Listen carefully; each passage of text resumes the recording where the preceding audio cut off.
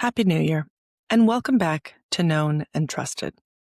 I want to begin with a sentence that might strike you. Most harm to children does not come from strangers. It comes from people who are already trusted. Let that land, because if you're a parent, a caregiver, or someone raising kids in a community, this matters. Not because you've done something wrong, but because you've likely been taught the wrong safety framework. Today, we'll be talking about a simple but powerful concept. Known isn't the same as safe. This episode isn't about fear. Instead, it's about clarity.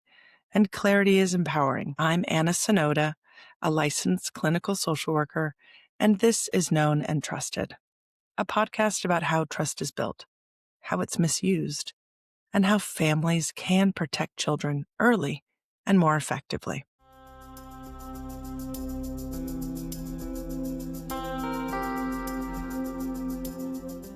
Modern parents are doing more than ever.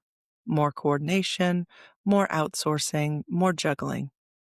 And in that care crunch, when everyone is stretched thin, we rely on familiarity to help us decide who's safe. Coaches, teachers, tutors, family friends, family members, helpers. Familiarity feels like safety. But clinically speaking, familiarity is just proximity. Safety is something else entirely. Safety is a structure.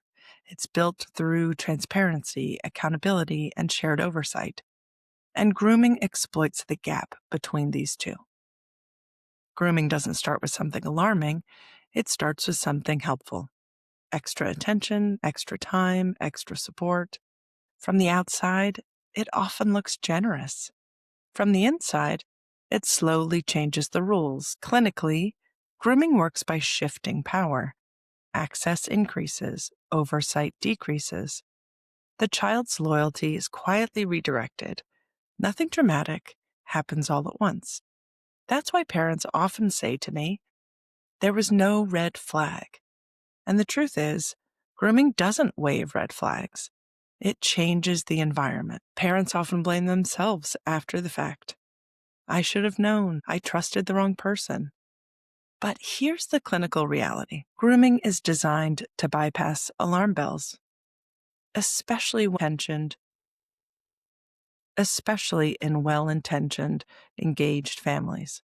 It leverages social trust. It uses ambiguity, and it counts on adults not wanting to overreact. This isn't about being naive. It's about not being given the right framework to begin with. When parents have language for patterns, they act earlier. They can intervene. When they don't, they second-guess themselves. Instead of asking, do I trust this person? I want to offer you a few other suggestions. Next time, I want you to try a different question.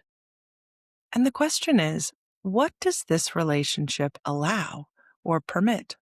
Does it allow privacy without oversight? Rule changes that apply to only one child? Emotional reliance that replaces parental involvement? Safe relationships don't isolate kids from their families, they actually reinforce them.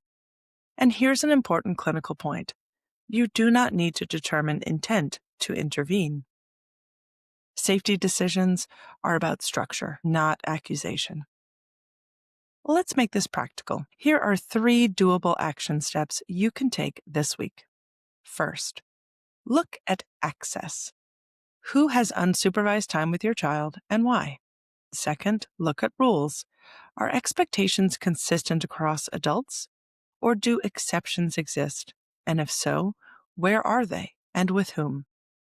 Third, look at communication.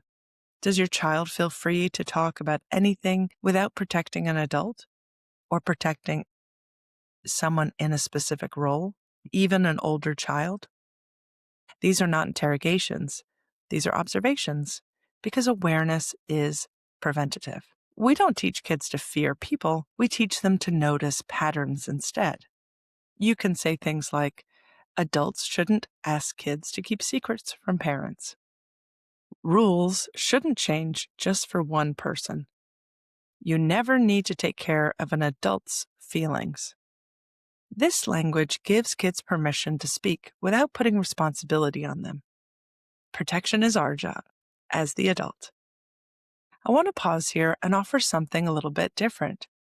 You'll often hear safety advice framed as, don't say this, say that. And while that can be useful, it can also feel rigid or unrealistic in the moment, especially in real conversations, whether between family members, friends, or acquaintances. So instead of correcting your language, I want to offer a shift in your orientation. Think less about fixing words and more about what your words train a child to pay attention to. For example, instead of language that focuses on feelings alone, if something feels bad, tell me, try language that trains observation. If rules change or someone asks for special exceptions, I want to know. Instead of you can always say no, try you don't have to manage an adult's expectations. Instead of tell me if you're uncomfortable, try tell me if something doesn't make sense or doesn't match the usual rules or expectations. This matters because grooming doesn't rely on kids feeling scared. It relies on confusion, loyalty, and pressure. When we shift our language from feelings to patterns, we give kids a clearer map. This isn't about memorizing the right script or saying the right word at the right perfect time. It's about consistently reinforcing one message. Adults are responsible for structure. Kids are allowed to notice when structure changes and who they should inform. Now, just as importantly, this language helps parents too. It gives us a way to speak up without accusing, panicking, or needing proof. You're not saying, I don't trust you. You're saying, this setup no longer works for our family. That distinction is powerful. Before we close, I want to leave you with a few reflection questions. These aren't meant to alarm you. They're meant to help you notice what may be taking place in your environment. You might want to think about these on a walk, in the car, or after the kids have gone to sleep. Here they are. Number 1, where in my child's life does familiarity stand in for oversight? Number 2, are there any relationships where access has increased while my involvement has decreased? Number 3, if a rule changed quietly, would I hear about it, or would my child feel pressure to adapt? Number 4, do the adults around my child support my role or subtly undermine or replace it? There are no perfect answers to these questions, but awareness is our goal, not self-judgment. I also want you to know you're not alone in thinking through this. If this episode brought something up for you or helped you put words to an experience you've had, I would genuinely love to hear from you. You can share your reflections or your stories by emailing me directly at contact@annasonoda.com. I read these messages carefully, and many future episodes are shaped by what listeners share. If this episode helped you see trust differently or changed your framework for safety, I encourage you to share it with a neighbor, a friend, a co-parent, or someone raising kids alongside you. Prevention doesn't live in fear. It lives in shared language, shared expectations. As always, you can find more tools, resources, and ways to get involved in your own communities at annasonoda.com.